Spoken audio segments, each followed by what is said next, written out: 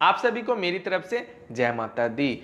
दुनिया का सबसे कठिन व्रत छठ व्रत होता है।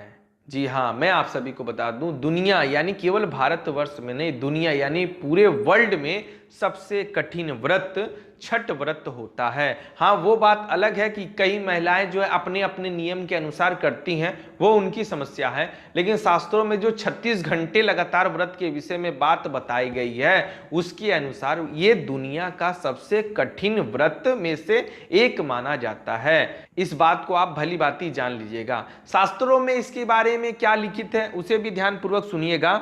इस दिन भगवान सूर्य व छठी देवी की पूजा की जाती है। इस दौरान व्रतधारी लगातार 36 घंटे का व्रत रखते हैं। इस दौरान वे पानी भी ग्रहण नहीं करते।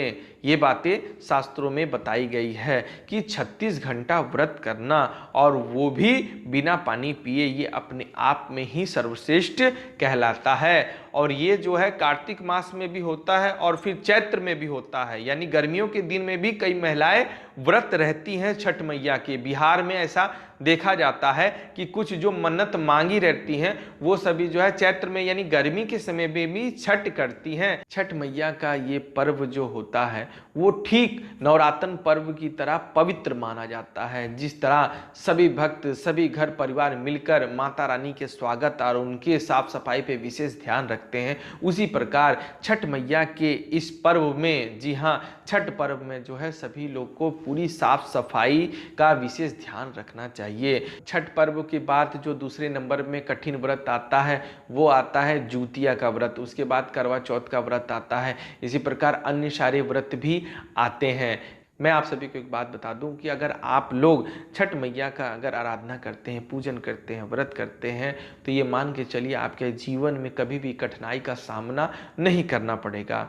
छठ मैया बहुत ही दयालु होती हैं, उनका हृदय बहुत ही करुणामय होता है। वो अपने सारे भक्तजन को ढेर सारा आशीर्वाद प्रदान करती हैं।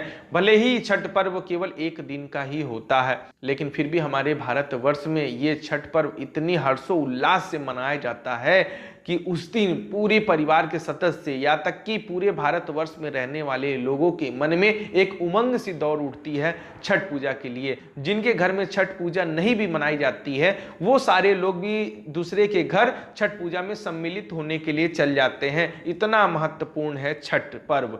जी हाँ, सभी लोग ललायित रहते हैं कि छठ पर्व किया जाए, लेकिन कारणवश वो नहीं कर पाते हैं। लेकिन वो अपने करीबी जो भी उनके मित्र होते हैं, जो भी रिश्तेदार होते हैं, उनके घर जाके उनका सहयोग अवश्य ही करते हैं और आप सभी को सहयोग करना भी चाहिए। मैं आप सभी को जरूरी बात बता दूं कि छठ पूजा के दौरान आप सभी के घर में कभी भी तामसी भोजन नहीं बनना चाहिए। जी हाँ, तामसी भोजन का मतलब ये है ना मांस मछली अंडा बने और ना ही लहसुन प्याज के द्वारा बनी हुई सब्जी बने। शुद्ध सात्विक भोजन ही आप सभी को करना है। इस बात का आपको विशेष ध्यान रखना चाहिए।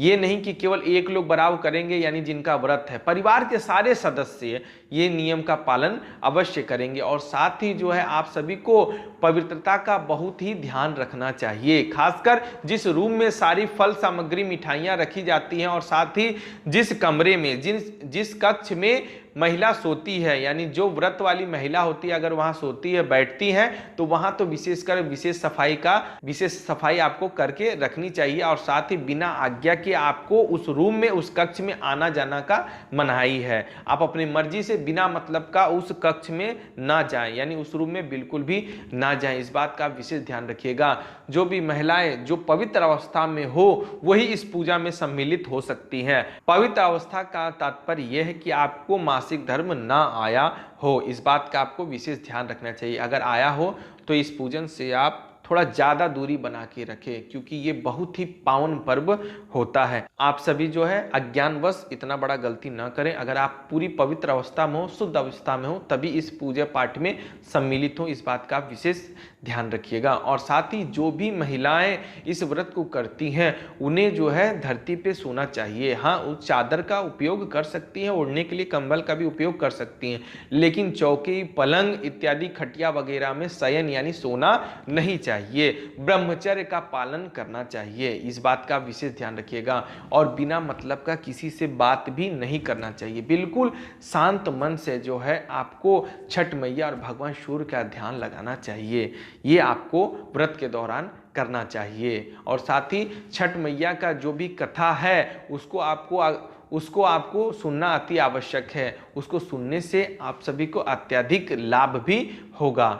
छठ पूजा के दौरान जो भी महिलाएं इस व्रत को रहती हैं उन महिलाओं को नए वस्त्र धारण अवश्य ही करने चाहिए। पुराने वस्त्र का प्रयोग निषेध माना गया है, यानी पुराने वस्त्र आप नहीं पहन सकती हैं, भले ही वो कम कीमत का क्यों ना हो, आपको नए वस्त्र ही धारण करने हैं। इस बात का विशेष ध्यान रखिएगा। छठ पूजा में बनाने वाली सारी प्रकार के व्यंजन यानी जो भी भोग आप मैया छठ के लिए बनाती हैं उसमें आपको शुद्धता का पूरा ध्यान रखना अति आवश्यक है। आपको जो है नमक का प्रयोग नहीं करना है, सेंधा नमक का उपयोग आप कर सकती हैं। और साथ ही जो कढ़ाई, जो चूल्हे, जो बर्तन का आप उपयोग कर रही हैं वो बिल्कुल सात्विक बर्तन होने चाहिए और जो है शुद्ध चूल्हा होना चाहिए। ये नहीं कि उसी में कभी मांस मछली बना हो, उसी में आप जो है माता के लिए आप भोग बना रही हो, तो ये काम आप बिल्कुल ना करें, ये जो है निषिद्ध बताया गया है। तो इस चीज़ का विशेष ख्याल रखें कि छठ पूजा के लिए इस्तेमाल किए जाने वाले बर्तनों झूठे हाथों से नहीं छुएं।